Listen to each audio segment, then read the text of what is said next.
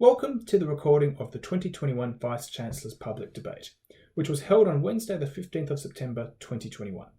This recording of the event has been slightly edited to remove pauses due to technical difficulties, and this introduction was recorded after the debate. Before we begin, on behalf of the Monash Association of Debaters, I would like to acknowledge and pay respect to the people of the Kulin Nations as the original and ongoing owners and custodians of this land. We pay our respect to elders past, present, and emerging. Successful democracies require that their citizens challenge ideas.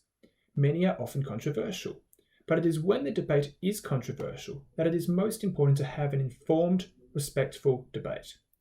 There are unfortunately too many examples overseas and at home of the consequences of orderly debate breaking down. In the past year, we need only to look at the insurrection at the capital and closer to home, the riots in the centres of Melbourne and Sydney over lockdowns. It is in this context that universities play a more important role than ever, and lively debate on controversial issues within universities is so important. That is why now, more than ever, I consider the Vice-Chancellor's public debate the most important event in the Monash Association of Debaters calendar. Before we get started today, I would like to acknowledge and thank the University and Pro-Vice-Chancellor, Professor David Kopilov, AO, for their continued support of the Association, which makes all of our events, including debates like this, possible. Finally, I would like to thank all of the speakers for putting on what I am sure you will agree is a very high quality debate. A special thank you also to Michael Tan for organising this event. Michael is also the chair of today's debate and will now introduce the topic. The topic whether or not Victoria should adopt vaccine passports is an important one. Vaccine passports are defined as digital or paper certificates that are required to enter public and private areas, such as Peter said, such as cafes, bars, hospitals, museums, and public transport. It is important for us to ask as a society, where exactly do we draw the line between responsibility and freedom? To question when and where the use of coercion is a legitimate action of the government. To discuss these ideas rationally and freely is the best way to come to a consensus, reducing the polarization of the world we live in. With that being said, I am proud to introduce this topic and proud to introduce the first speaker of the affirmative team, Joel Law. Joel is one of MAD's most accomplished debaters. In 2019, they were the second best overall speaker and finalist of the Asia Debate Open. In 2020, they were a judge of the Austral semi-finals, and in 2021, the sixth overall best speaker in the Indo-Pacific Debating Championships. Please welcome Joel to introduce their team's case. Thank you. As an international student, I've been locked out of Victoria in my first year, and it has truly been painful. What has made this easier for me is to know that Australia is forecast to hit the 80% double vaccination target for the adult population in late November. As of September 12th, 42.3% of Australia's adult population is fully vaccinated. What this means for me is that I might be finally able to meet everyone in person. So what will these vaccine passports that we support on the affirmative team look like? So the Minister of Trade and Tourism, Dan Tehan, said that the government would be trying vaccine passports with a number of major tourist destinations or travel destinations. It looks like countries from Singapore, where I'm from, Japan, South Korea, UK, and the US, as well as perhaps the Pacific Islands around Australia. What this model would look like would be firstly, taking a form of the QR code that's linked to real passports to prove vaccination records for outgoing and inbound travelers. So this is something that European states have been doing. The US states like California and New York already use these QR codes. They've created official digital credentials that let you verify your COVID-19 immunization record, and then it converts it into a scannable QR code that you can pull up on your cell phone.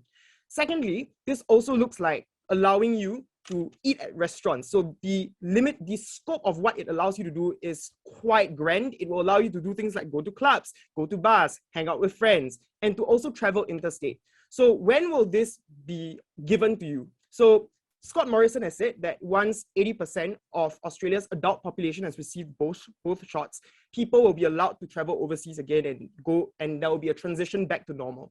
I have three main arguments for my team. First, why the alternative strategies besides a vaccine passport would be untenable for Victoria. Second, why Victoria must create a path for travel and opening up as soon as possible.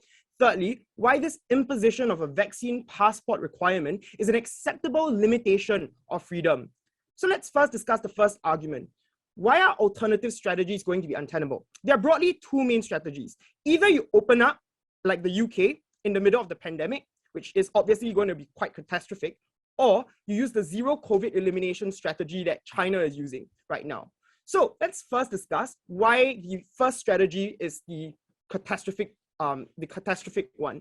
There are two reasons for this. First, because the Delta variant that currently is the most prevalent variant that's been transmitted around the world is 5 times more contagious than the Alpha variant, meaning to say that it is more transmittable amongst even the vaccinated folks. But secondly, as a consequence of the first reason, the more it replicates, the more it accumulates mutations that give rise to new strains. So your new dominant strains can end up doing things like mimicking the HIV virus, which is problematic because the HIV virus is difficult to produce a vaccine for precisely because of how quickly its mutations function, because of how its spike proteins basically are always shifting because of those rapid mutations that are conferred upon it.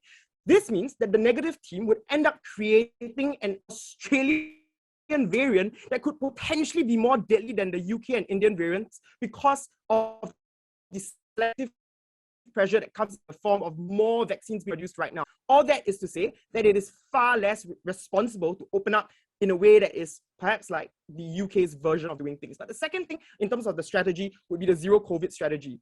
This will fail for 4 reasons. The first is because as Australia hits the vaccination target, we will have more community unlinked cases because of asymptomatic or mild symptoms in vaccinated individuals. This is something you see right now in places like Singapore, where we have a few hundred cases of infections in the recent time, but we have a very high vaccination rate. We've hit 80% of vaccinations. So the consequence of these vaccinations is that you have more community unlinked cases that are more difficult to trace. This means to say that it's very difficult for you to do the usual strategy of quarantining and isolating individuals that have currently been infected and then hopefully getting the virus eliminated from the vast population.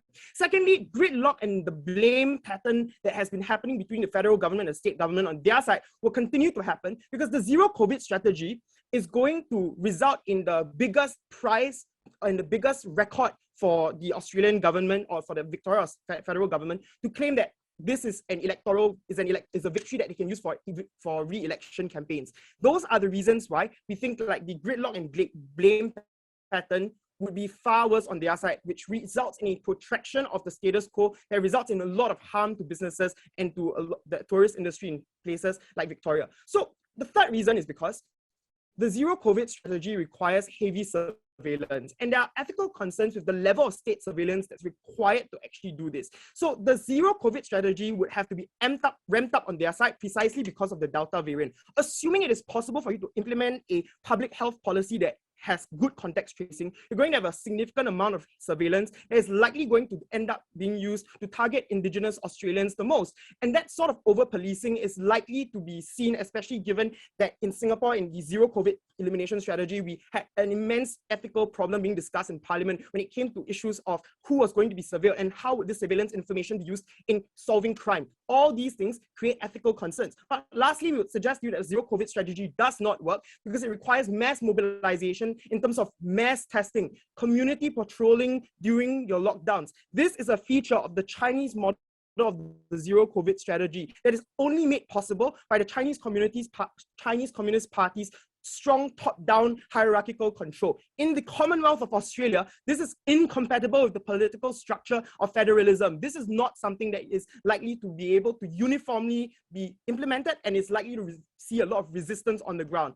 And that's the reason why you're not going to get the mass mobilization that's required to actually implement the zero COVID strategy. Second argument, why must Victoria create a path for travel? And the first thing I want to point out here is that international education is the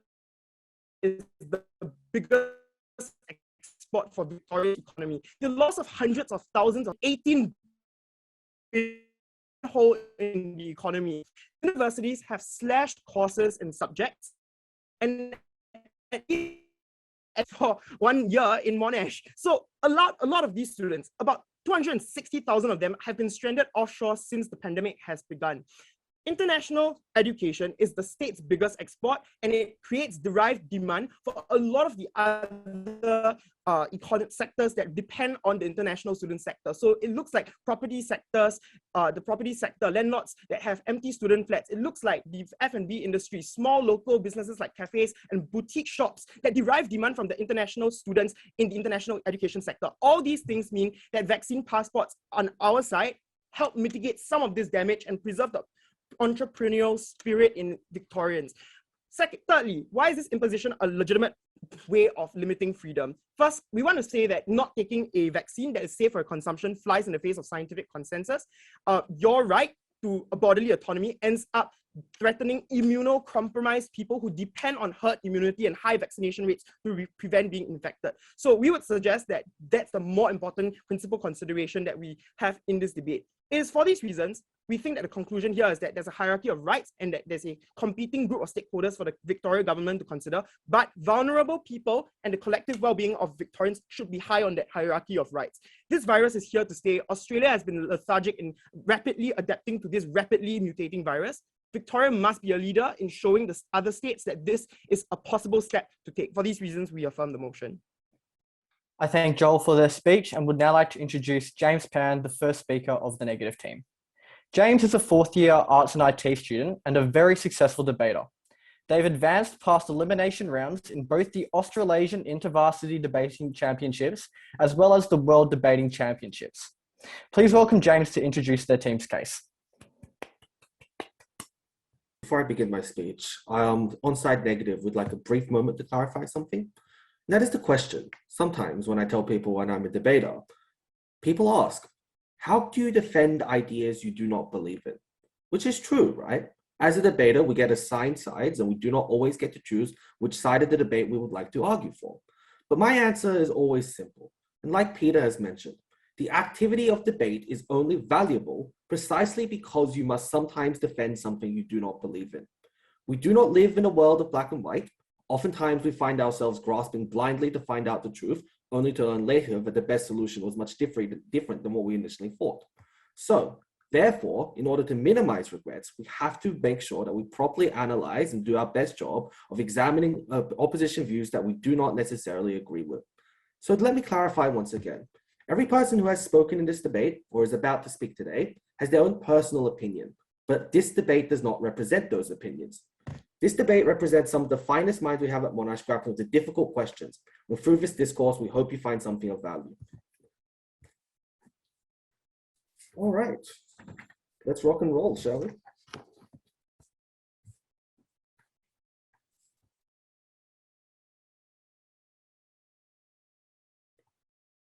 There are limitations every government must face when it comes to considering what it is and should not be allowed to do. That is to say, we would not support policy which is highly unethical, discriminatory. We would not support policy which to people would allow some people to go actions, allow others to go free. What we'd say then as a result of this is we believe that to the extent that we don't think that these vaccine passports are going to necessarily prevent you from significantly are going to necessarily allow you to significantly make changes in how you treat your vaccine, how you treat the problem of COVID, are not necessarily going to be effective, but also and fundamentally because they are necessarily discriminatory and they force people into making considerations of bodily autonomy that they are not comfortable with, and we think is a failing of the government to have not made them comfortable with that choice. We would not put a gun towards their heads and tell them they have to do it. First thing to understand is that vaccine passports access and limit your fundamental ability to do things that are necessary for human life and also for human dignity. That is to say, if you are limited from your capacity to go out with friends, if you're limited in your capacity to go shopping or to enjoy a meal or to have social interaction with other people, obviously that means you are limited in your capacity to exist and enjoy life as a human being, right? And so to that extent, saying and hinging anything about putting anything in as a barrier in front of your ability to access your fundamental human rights is something that is incredibly dangerous and is something that we need to have incredible amounts of thought as to whether or not governments should have the autonomy to even make this decision, but also if this is a legitimate decision for the government to make. Governments cannot just do cost-benefit analysis and say, well, we'll save some amount more lives by doing this action and policy, therefore we must do it. We must be considering what limitations a government has and should have the ability to have. To which the first question we must answer in this debate, is it at all right for governments to have its ability to govern your medical decisions, right? But we think that is incredibly violating to have your medical history and your medical decisions decided for you. But we say that everybody, when faced with the threat of a needle, has a fear of the unknown that they must come to terms with. This is to say they themselves have to understand, maybe this is the AstraZeneca vaccine. Maybe this will give me a blood clot. Maybe this, I personally have had bad experiences with vaccines in the past, and as such, I am scared of them. Maybe I just believe that I want to have more understanding and knowledge before I consent to something that I fundamentally do not know and cannot possibly know have any effects on me in the 5-year time period. So to the extent that we think that you are uncomfortable with this, we say that it is valuable that you're uncomfortable with it. We say that forcing people then at essentially gunpoint to say, you will take this vaccine or you will not be able to participate as a human in society is probably therefore wrong. And what that means is we say as a consequence, what governments should aim to do if they aim to try and make sure that everybody is vaccinated is they need to first prioritize ensuring that people are comfortable with the decision, to take away that necessity, right? To take away the reason for a government to have advertising campaigns, to have sufficient amounts of research, to abdicate them the responsibility to educate the populace and assuage their fears is wrong, because all you then create in the best of worlds is a world where people are vaccinated against their will and vaccinated and unhappy. In a world where you may have technically on paper freedoms, but actually in your heart of hearts feel that it is wrong and feel that you have been done a wrong by. To the extent that we also have, as Western nations and our history of governments, a sordid history of oppression regarding to the medical system, we think that we ought to be incredibly careful about this. There have been historically many times when minorities have been discriminated against by the medical system, given treatments that have been lied to and found out later to be placebos, told that they would be treated and given vaccines, and then later scorned and ignored by the systems. To the extent that these experiments have been done, we ought to say that anybody who does have some amount of reasonable hesitancy about the vaccine should first have their fears assuaged before we force a needle down their arms. But finally, we say that the principle they try and challenge us with is the idea that your rights end where others begin. But we say that vaccines do not fulfill that mandate for two reasons. The first reason is that any consequences of a long-term vaccine, like harm or an allergy to the vaccine, are necessarily going to be done primarily towards the person, right? To say your individual contribution to herd immunity is 0.001%, whereas if you have an adverse reaction to a vaccine, you will be put into life-threatening situations. You might have adverse effects as a result of it. As such, what the government is essentially asking us all to do is saying that for the minor benefit of the majority, you have to personally take on a level of risk that you may or may not be comfortable with, which we say is fundamentally wrong. But also, in addition to that, their claim is primarily that immunocompromised people are going to need this people to have herd immunity in order for us to be able to succeed. But we say for COVID specifically, there's reason to believe that the vaccination that we have developed are not necessarily going to be as problematic. That's to say, the way in which they have designed this vaccine does not have many of the allergens that are traditionally associated with vaccinations, and as such mean that they are open towards a wide variety of people. But also, the variety of vaccines means that if one type of vaccine is not suitable for a certain person, then there are options for others, which means that the number of people that they ought to try and defend, the number of people whose rights we're infringing on, are small. And to the extent that that is true, we say that forcing the large majority to take a vaccine they are not comfortable with is something that we would not agree with. But the second question that they do not ask themselves in this debate, and we think ought to be raised, is whether or not this can meaningfully change our ability to respond to COVID.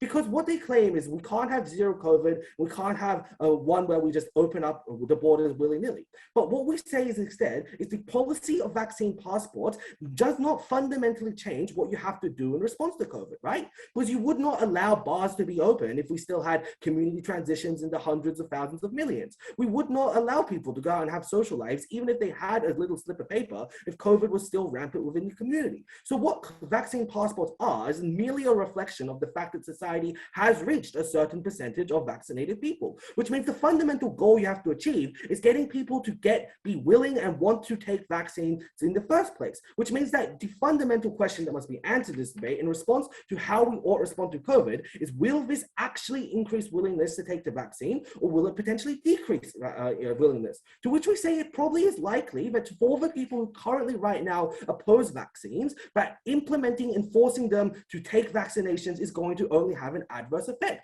Basically, if you currently feel like the government is rushing its system too fast, if you currently feel that the government has not done enough testing, if you currently have not been sufficiently assuaged that the government has done its right thing and the vaccines themselves are safe, then the government saying, well, now you have to do it, is not going to allay any of those fears and mean that you are even more hesitant. But it seems like they, instead of trying to comfort you and coddle you, are instead saying that, okay, we've given up on trying to convince you that it's safe. Now we're going to essentially try and force you to do it, which means that more people are going to take actions, such as faking their vaccine passports. And we know that when you can buy vaccine passports in many nations for like $200 and get it forgeries, we think that there's going to be an unacceptable solution. We think that to the extent that forgeries are quite easy because they often don't have photo identification, because of the rush nature that they're produced, don't have the security controls that we have to say prevent forgery of money or driver's licenses, it means that forgeries are likely to be rampant in the community. What did we say at the end consequence of that is that we are going to lull people into, at best, a false sense of security.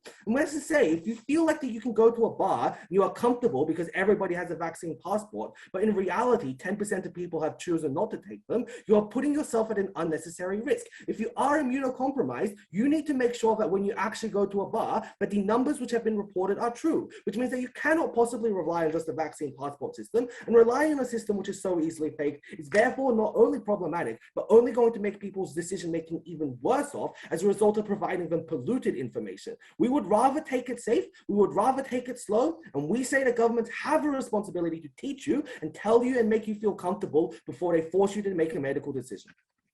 Thank you, James, for your speech. I would now like to introduce Daniel Denola, the second speaker of the affirmative team. Daniel is a second-year medicine student with a wealth of knowledge on medicine, politics, and the healthcare system. A new addition to MAD's contingent, they have already been a grand finalist at both MAD Mini and Chairman's Cup and has a great future ahead of them. Please welcome Daniel as they continue their team's case. One's rights don't end where another one's begins. This is the flippant statement made by the first speaker at the negative team. But let's take that comparative to its logical extreme. When someone in this country has an STI, it is the legal responsibility of that doctor or nurse to report it to the federal government, who then informs their medical partners. But by the logic of the first negative, then therefore perhaps we shouldn't do that. Perhaps instead we should let people walk around rampantly giving other people STIs because it infringes on their medical freedom. And to the extent to which they try and make that argument specific, they say, oh, well, it's 0.001% of herd immunity, is a ridiculous abuse of perspectivism.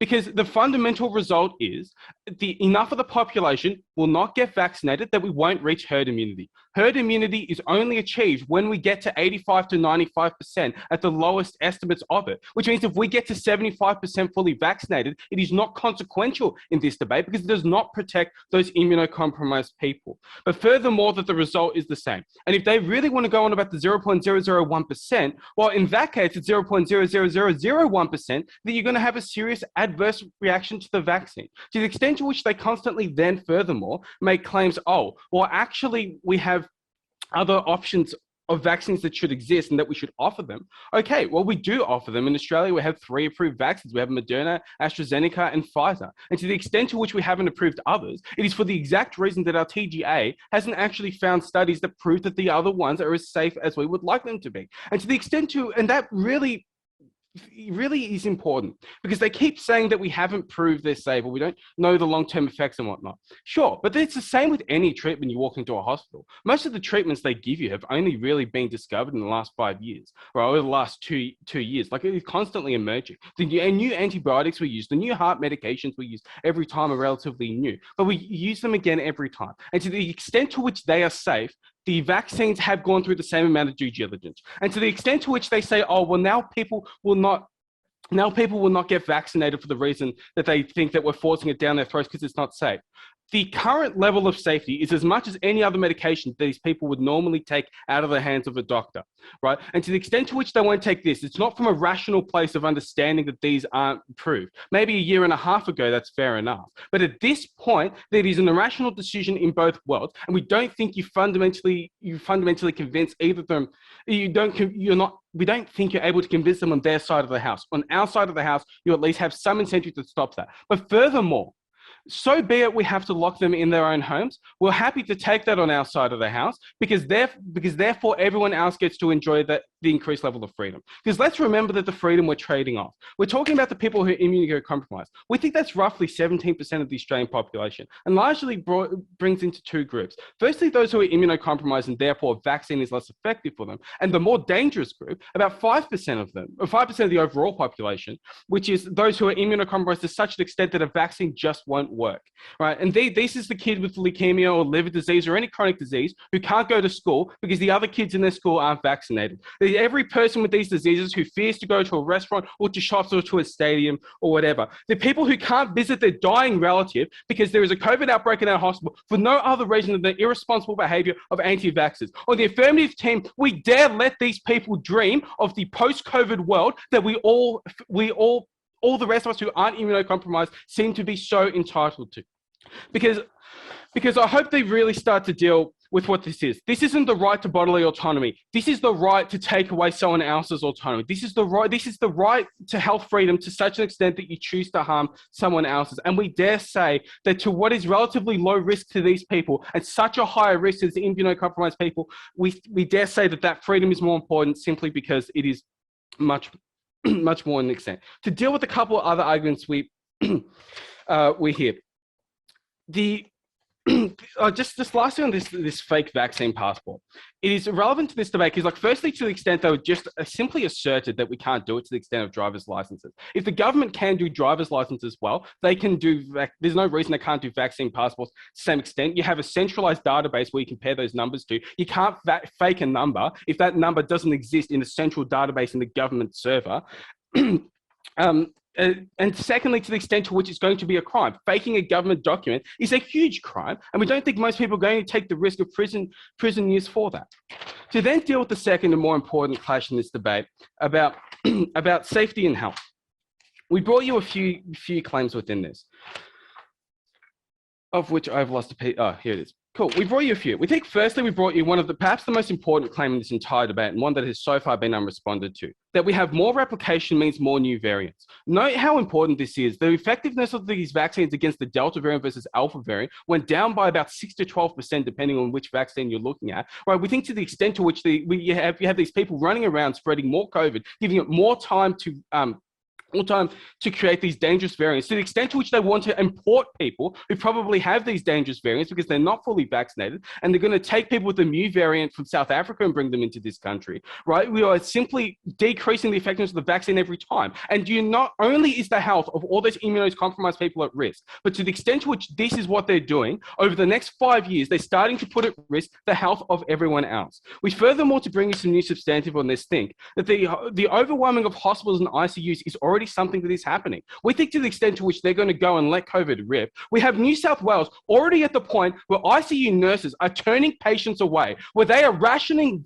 ventilators at the moment and deciding that patients who are too old can't have one because there's not enough. And they want to now put another few thousand people in each of those ICUs. We think there's a huge amount of danger, especially given a lot of those people in the ICUs are people who are there anyways because they're immunocompromised, because they have other diseases that coincidentally still exist even in a time of COVID. And we think that these are the people who are getting shut out of medical treatment because in many cases, because simply put, the selfish choice of many anti-vaxxers. We think furthermore that there are other resources being taken away. We think firstly, just the single occupation of ER ICU beds that are needed for other diseases. Secondly, to the extent to which people aren't going to hospitals or GPs, research shows us that fundamentally in the time of COVID, that health attitudes have largely changed towards this, because firstly, people are afraid to go into the big building where all the COVID people are going, but also secondly, to the extent they feel that their concerns aren't valid enough to go and only go once they get quite serious in this regard. And we think, thirdly, the extent to which we have like large outbreaks within hospitals becoming quite common, and obviously extremely more common in hospitals than anywhere else because of the centralization of COVID patients. We think that this leads to a huge amount of hospitals starts having to quarantine. This gets really dangerous. For instance, in Melbourne before, when we, in the I think it was the Alfred Hospital, if I remember correctly, where almost every member of staff in the cancer ward had to self-isolate because there was a risk of COVID outbreak there, meant that basically there were no specialists on hand in the Alfred for a while. And there are only so many oncologists in the entire country who could take that up. Or in Mildura recently, where almost half of the staff in Mildura-based hospital had to self-isolate. And where are they going to get that staff from? Because it's an extremely regional area. And this fundamentally does a huge amount of damage to the quality of health of people there. We think furthermore, when we're talking about the mental health benefits of being able to open up sooner, because we only let vaccinated people into business. When we talk about the economic benefits of being able to open up so much more travel and trade, because we are confident in the people we're letting in, fundamentally also indirectly lead to a large amount of positive good for the overall world. How you should weigh this debate overall, we feel was sincerely brought you a significantly more important argument on freedom about the immunocompromised people who don't deserve to have their rights robbed from others. But even if you think that the clash of freedom isn't one that we're winning, we reject the flippant statements of the first negative, and we say that yes, you should take the means justifying the end, and you should take saving the lives of Victorians, because fundamentally the biggest way you deprive someone of their freedom is by killing them. I thank Daniele for their speech and would now like to introduce Tristan Hocking-Brown, the second speaker for the negative. Tristan is a third-year law and commerce student. He has represented MAD twice at the National Intervarsity Debating Championships, most recently finishing the 32nd highest speaker in Australia. He was also the second best speaker in the Chairman's Cup debating tournament and has broken at many many tournaments internationally. Please welcome Tristan to continue their team's case. In the midst of World War II, when the existence of this country itself was at threat, the country and the people in it still had large opposition to conscription, and the government was forced to concede big regulations and limits on that conscription. Such is the value that we as a country place, and as a democracy, place on free will. Even in times of threat to that very democracy, the democracy and the people in it, and judge the right of an individual to decide their own fate and to decide the own risks that they take. Ladies and gentlemen, this is not the position that we find ourselves in here. We are not in a position where the entire populace, or even a substantial part of it, faces threat. We are in a position where, at worst, a very small minority may have to self-isolate in order to avoid a virus. Ladies and gentlemen, this is not the time to sacrifice the values that we have held, that have held this democracy together, that have made this country a bastion of freedom around the world. There are two things that I'm going to talk about in this speech. The first is why a passport is an ineffective way of controlling COVID and why it's unlikely to succeed in the goals that the affirmative team have set out. And the second is answering the question of whether mass vaccination is something that is worth sacrificing rights that are fundamental to this country and to the people in it. Firstly, on this question of whether passports are an effective way to control COVID, the problem with what the affirmative team has told you, the problem with the picture that they have painted, that passports are the answer to opening up, that passports are the answer to removing COVID from our society and all these good things, is that they haven't dealt with the fatal flaw, which is, in their case, which is that they haven't shown the link between introducing passports and the increased rate of vaccinations to such an extent that we're going to remove COVID altogether or reach this tipping point that they seek to return to normal life. Noting particularly that these vaccines aren't completely effective, that even in places like the UK and the USA, where they have high rates of vaccinations, there are still many of these cataclysmic effects that the affirmative team says will disappear completely. We say in the alternative, what is more likely to happen and what is the likely result of them introducing this passport is it's going to further turn away people who are already against the government, people who are already against vaccination, because now they feel threatened and the will that they have feels threatened and they feel like they're not making their own decision. We say the likely point that they're going to turn to then, which James told you very eloquently, is that they're going to result in forging passports, in buying fake passports, which are relatively easy to access. This then results in more deaths in more COVID, because fake information is worse than no information at all, because now people are lulled into a false sense of hope, a false sense of security, where they think they can leave the home, where the immunocompromised think that they are walking into a bar that's completely vaccinated, when in reality, 10% of those people don't have vaccines. But note also how, in terms of just avoiding death and everything, and all of that as like just an end outcome that they're achieving, having a vaccine isn't actually necessarily the way to do that anyway, because under either side, these vaccines aren't completely effective. And under either side, those people who are immunocompromised, who their AF side is most seeking to protect, are facing a threat and are doing so by entering a bar, whether it's completely vaccinated or not. But secondly, the other big push they said in how this is going to change the world is that this will stop mutations. I want to analyze this for a second, because what we're talking about here is getting like a marginal increase, which they say will be the tipping point in countries which already have a large amount of vaccinations anyway. So we're looking at countries like Australia and the Western world, which already have a high percentage of vaccination rates. We're looking at getting that extra sort of 15% that they talked about, something like that, of people who are opposing vaccines. This is going to make very little difference to the overall amount of COVID in that, just by virtue of the fact that vaccines aren't completely effective anyway, and you're still going to have people who will be passing around the COVID and all that. What it will do is now that country has a much greater demand for having vaccines all the time, because they want the booster as soon as possible, because they know if they don't have an up-to-date passport, they can't go outside, they can't go to work, they can't do all of these things. This means countries now cannot governments cannot risk not having enough vaccines to boost their population, all of those things, which means they're more likely to hoard these vaccines. They're more likely to keep them away from countries which have nowhere near as high a level of vaccinations. Third world countries, which is where the virus is most likely to be rampant and mutating and creating all those harms, which is why we don't think it's going to be an effective measure of stopping this. But even in their best world, even if this can achieve every goal they seek out, I want to talk about why this isn't the best way of this, why even then it is not principally justified. Because I, as an individual, do not have an obligation to help everyone in society as much as I possibly can. None of us do this already. All of us could donate more money, could donate more of our time to help others, but we don't do that. It's justified when, and removing my free will and my free decision not to do that is only justified when there is such a great egalitarian reason that then there is a moral justification for removing my free will to do that. That moral justification hasn't been met in this scenario. Because let's assume that we do increase vaccinations and we are able to achieve herd immunity. What does this look like for people in society? Well, for non-vaxxers, it looks like there is now herd immunity, which previously they were already willing to not accept and to live without. And so for them, there is no difference. For people who are vaccinated, these people are already able to defend themselves against the virus, and therefore the herd immunity benefit that you get to them isn't justified because of the fact that they can already self-elect into doing so. And so what we're talking about here is the benefit that we get to immunocompromised people. Now, there are a few things I want to talk about with these immunocompromised people. The first is that this is a very small group that we're talking about, because the vaccines that we're talking about, firstly, don't have many of the ingredients commonly found in vaccines that make people allergic to vaccines, and secondly, aren't a live virus, which means that these vaccines aren't generally posing threats to immunocompromised people. And so the people who can't have the vaccines is a very, very small amount of people that we're talking about.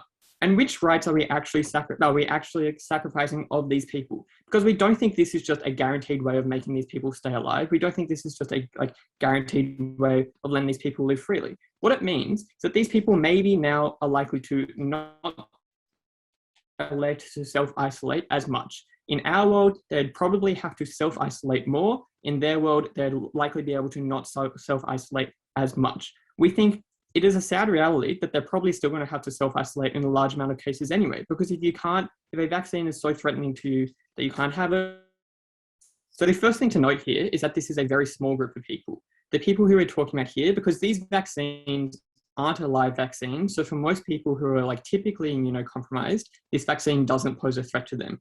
Secondly, these vaccines don't contain the ingredients that are commonly found in other vaccines that people are anaphylactic to, and therefore don't pose a threat to people who otherwise often don't have vaccines because of allergic reaction. So it's a very small group of people that we're talking about, and it is a group of people who are likely going to have to self-isolate anyway, because for people who can't have a vaccine which isn't a live vaccine because their health is such a threat, it is likely that a common cold is also such a threat to them, and they're going to have to self-isolate anyway. But at best, say we are able to allow these people to move out of their home, to have some level of free will, to have some level of sort of movement. What are we paying to achieve that level of free will? The cost that we are paying is the people's right to freedom, the people's right to have an informed choice and a reasonable choice not to take a vaccine. That reasonable choice is founded in the fact that, one, it is just a personal decision that we as a value, that we do not make you do something you don't want to do. Secondly, though, we said that these vaccinations have been proven to cause serious health issues and have been proven to, in cases, cause death. We say that is a risk that someone can opt out of taking. But thirdly, we say there's the additional risk that hasn't been tested against. We say there's the risk of the long-term health factors that are unknown to everyone. We say the government's duty in convincing people to take this vaccine is not to say, we're going to force you, we're going to take away your job, your livelihood, you're going to take away your ability to go to a restaurant and these fundamental rights. We say the government's duty is to convince these people, if they want them to be vaccinated, that this doesn't pose a harm. We say now is not the time to cost millions of people their freedom of autonomy, their freedom of will, and their jobs, their style of living, and their sort of freedom to live, as James put it, for the sake of a very small minority's freedom to mobility. Now is not the time to do so, and we're so proud to. Thank you, Tristan, for that very fine speech. I would now like to introduce Dominica Baker, the third speaker for the affirmative. Dominica is a second-year law commerce student and is an incredibly talented debater. She was in the top 8 teams of the Australian InterVarsity Debating Championships, and in recognition of her talent, was invited to adjudicate the Singapore's Primary School Debate Open. She is MAD's current women's officer and has pioneered the Women and Gender Minorities Training Initiative to make MAD a more inclusive society. Please welcome Dominica to conclude her team's case. COVID has wreaked havoc on the lives of individuals within Victoria and Australia since we discovered it last year in 2020. Individuals on the 16th of March last year, uni was shut down for what we thought would only be a couple of weeks, and it ended up staying the entire time. COVID has had a horrific effect on the lives of every single person here, and has had many more difficulties on people overseas. It is not appropriate to downplay the harm that COVID has already had or the health consequences of it. What this means is that we, Australia and Victoria, need to start controlling COVID so that we can finally have a way out of this horrific epidemic, which has now become a painful reality. There have been 2 key questions in this debate, which I'm going to try and address in my speech. Firstly, whether or not a vaccine passport is an infringement of personal freedoms, which Tristan, the second speaker of the negative team, tried to say it was. And secondly, how even if it was an infringement of individual freedoms, when does it become an appropriate time to say yes, the overall good means that it is okay to infringe on an individual's freedom? I'm going to firstly address why this is not in fact an infringement on freedoms. And to do this, we need to consider the alternative world. But before we do that, we want to say that as the affirmative team, we absolutely agree. Freedom is intrinsic to the Australian culture. Freedom is paramount within this country, and we as a side do not believe that that should be overridden or thrown out the window for a small value or something like that, and we would always uphold it where it is possible. So now we're going to consider what happens in the negative side of the world and how freedoms are in fact violated in their world. We need to consider how people with leukemia or other individuals who are immunocompromised are treated within this debate. These individuals are not capable of taking this vaccine. They can simply not go down to a health practice and go and get jabbed. That is never an option they have. That means that they are in a world where they have no choice, where they cannot walk outside, they cannot go to a restaurant, they cannot go to a bar. They have no choice, no way to get out of this situation. These individuals have no alternative to the one that they are given by society when we say we do not need vaccine passports. This is for the reason that if these individuals were to go out in public and were to go to restaurants, they would be putting their life at risk and they would possibly die from it. That means that the negative side of the house has in fact presented you with a world where individuals such as these, who are already vulnerable, do not have a way to leave their homes and as such are imprisoned within them. We believe that that is not a free state, and rather that is a place where people are imprisoned, which should not occur. I'm going to now compare that world against that which we have suggested at Affirmative Team. We believe that when we provide people with a passport, we are able to give people a choice. And that is a choice that you do not have without a passport vaccine. That is because these individuals can now decide, do I wish to get vaccinated? If I do get vaccinated, I can continue going out in the world, or do I not wish to get vaccinated, in which case I will have to self-isolate. We understand that maybe this is not the most perfect world, however, it does give these individuals some level of choice, which they do not get on the other side. What does that mean? That means that at Side Negative, we have been able to prove to you that we get the most personal autonomy and are able to help people the best way possible, maintaining, as Tristan said, the incredible importance of freedoms within Australia. Consequently, I'm now going to move on to why this vaccine can be justified. There are two key ideas under this. Firstly, the efficacy of the vaccine in terms of will this passport vaccine actually cause people to go and get vaccinated? And secondly, what the outcomes of this vaccine are and how they are so important and have not been acknowledged in the debate thus far. Firstly, on efficacy, we heard two main pushes from Side Negative. The first was on this idea of minority groups and how a minority opinion of people who do not wish to get vaccinated, who spread ideas that the government is trying to force people into getting vaccinated and how it is in fact bad for their health. They also suggested that people are going to get fake vaccines. I'm going to very clearly explain why on our side of the house, when you have a passport vaccine, people now have a strong incentive to go and get vaccinated, and we will have enough people getting vaccinated. The reason for this is that when you have a passport vaccine, a passport is required to go into a bar or a club or a restaurant. That means that individuals have an incentive that I want to go out, I want to live my life the best way I can, and as such, I'm going to go and get vaccinated. While they may not do this originally, at the moment they get asked to go somewhere and they don't have that vaccine, and they think, okay, I wasn't able to go to this one event. That's kind of annoying. But then it begins to become worse and worse, and they realize that they are slowly being ostracized by society for the reason they do not have that passport. That means that these individuals now have an incentive to go and get a passport.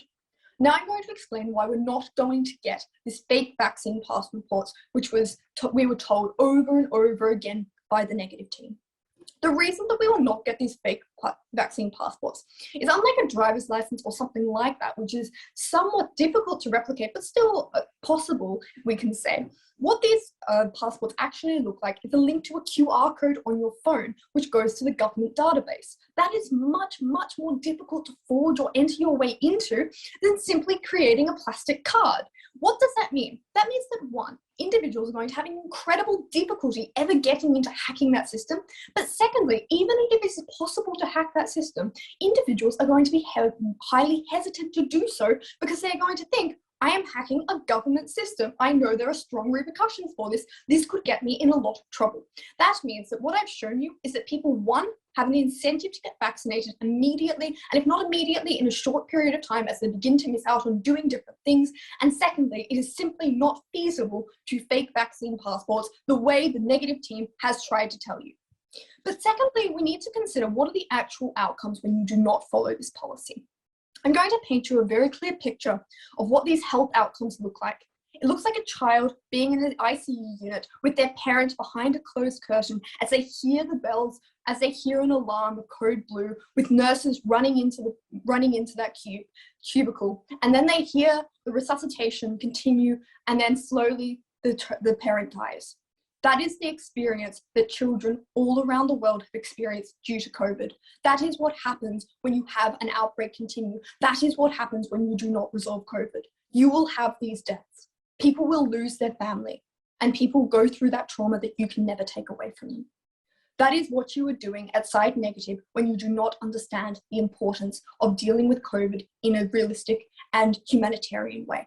You are forcing people to go through that experience, which cannot be justified through any means, let alone those which have been brought to us so far by a negative team.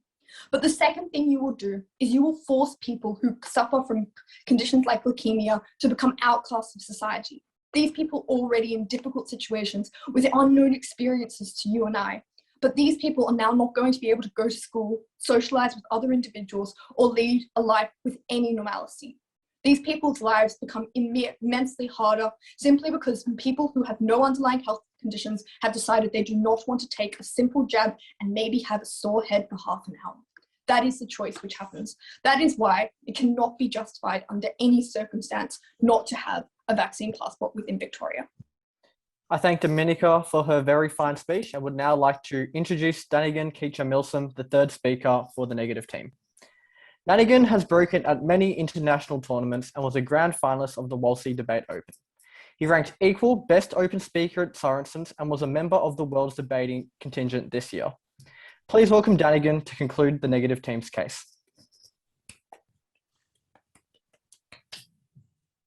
Audience at home, I just want you to notice, our opponent's entire case is contingent on the idea that this saves lives. And therefore, it's okay to trade off your right to not have a needle stuck in your arm, because we're going to save other people's right, and obviously the right to life is a precursor to all right.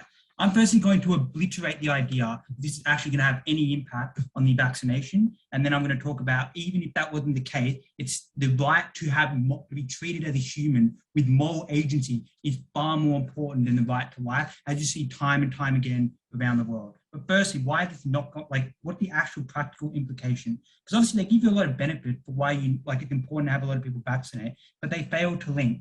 So obviously, just remember, as James told you from the start, right, we would only have vaccine passports, even in their world, at a point in which we've already had high vaccination rates, i.e. 80% or more, right? So literally all we're talking about is the last group of people who've held out, i.e. the last group of people who clearly weren't swayed before by the promise of getting out of lockdown before, when the government said in order to have vaccine passports, in order to get out of lockdown, you have to get vaccinated. They clearly weren't persuaded before when we got to 80%, but somehow being locked out of bars where everyone else can go to bars is going to convince them, right?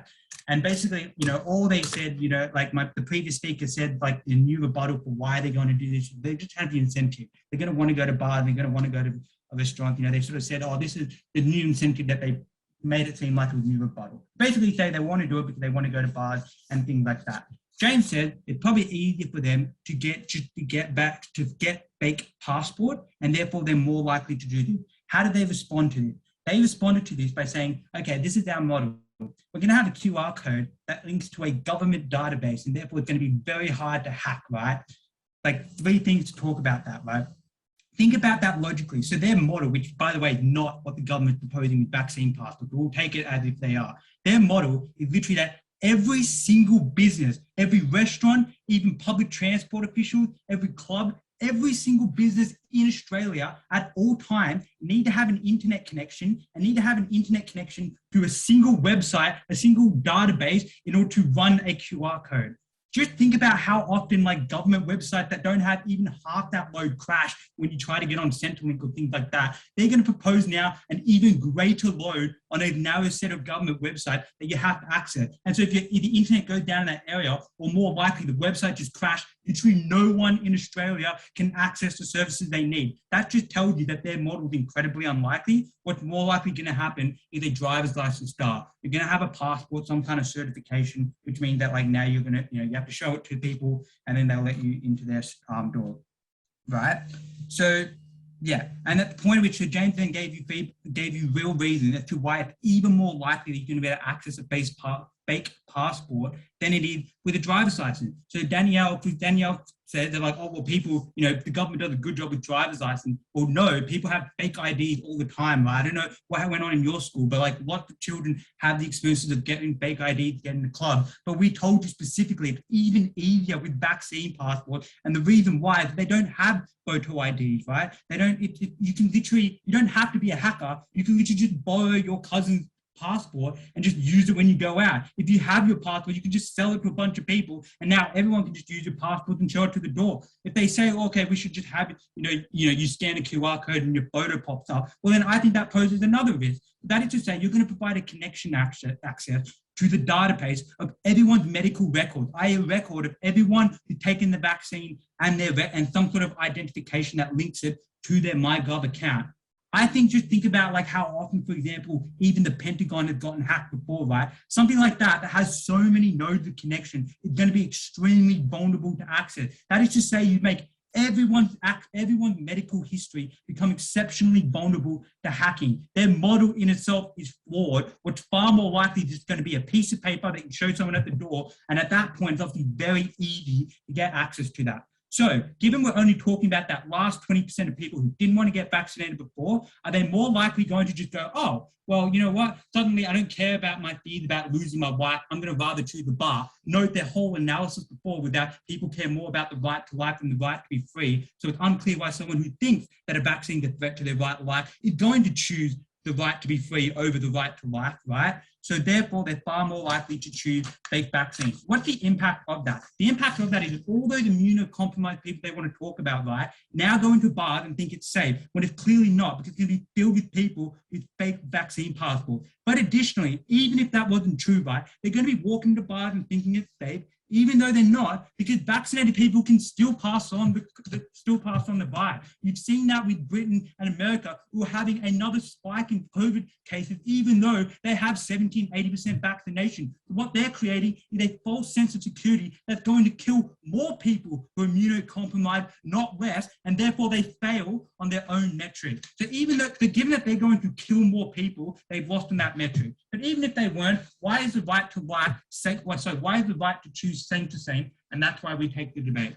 We say that, like, let's say, for example, the reason why, for example, that you have to get consent before you chop up a dead body to potentially save 10 or 15 people. The reason why you're willing to potentially lose out on saving those 10 or 15 people if you can't get the consent of the person you just deceived is because we understand that human beings are not instruments of the state. They're not soulless pieces for the state to move in advance of the collective, right? These are human. These are people with dignity. These are people from a diverse range of lived experiences. And even if you disagree with that lived experiences, which is very easy for anyone in this room because we'll all go to uni and we're all from a particular echo chamber, but there are many people out there who genuinely believe that a vaccine is a threat to my life, or the vaccine is a threat to the life of my grandparents, or the vaccine is a threat to the life of my children. And what our opponents would say is that parent should then be forced to eat outside on the sidewalk outside a restaurant. That parent should be forced to wait outside the bar while their friends have family because they just were scared for the life of their children. These people have real lives, and these people have strongly held beliefs. The idea that the government, instead of doing its job and convincing people of the fact, just forces them to do that and creates a medical apartheid is principally wrong, because these are not instruments, these are human beings with real feeling and with real life, and they should be treated as such, right? Their only response is for the trade-off is that we get more to the right to life, and therefore, like, the right to life is the precursor, right? Already I showed you that more people die on their side because we have that complacency. But even if that's not true, right, we would say that the right to life is not a more fundamental right than the right to choose, right? Because time and time again, human beings always choose the right to have the freedom to choose, or the freedom to be treated as a human, over the right to life. Think about how often human beings will give up their lives, die under torture, go to war with their government, literally willing to die just for at least some people in their community to have the dignity of being treated as a human, to have the freedom. I think that tells you, right, that really a life that's not free is a life that's not worth living, and that's why we're very proud to oppose.